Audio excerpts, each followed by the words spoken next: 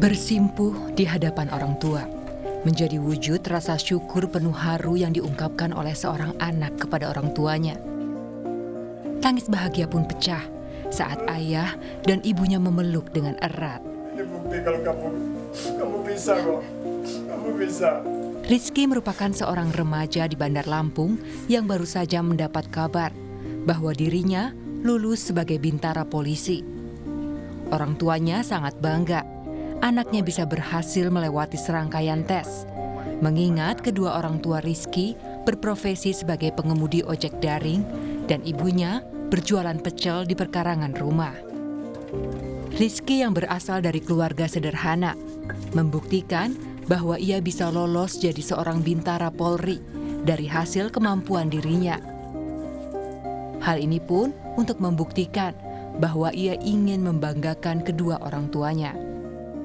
Motivasinya karena melihat keadaan rumah orang tua dan dimotivasi dari teman ayah juga, dilatih, dibayarin dari gym, fitness, renang, dibantu tanpa speser pun uang buat iming-iming daftar polisi.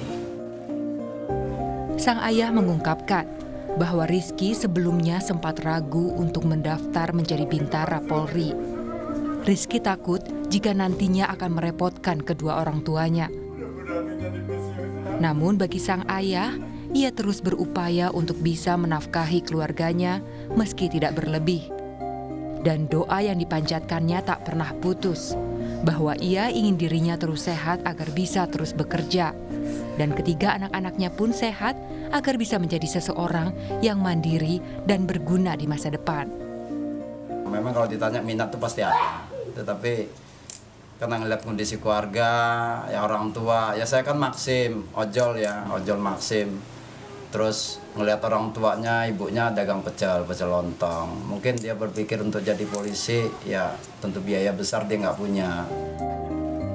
Kedua orang tuanya berpesan agar putranya bisa menjadi polisi yang bermanfaat serta amanah menjalani tugas sebagai pelayan masyarakat. Roma Afria Idam, Kompas TV, Bandar Lampung, Lampung.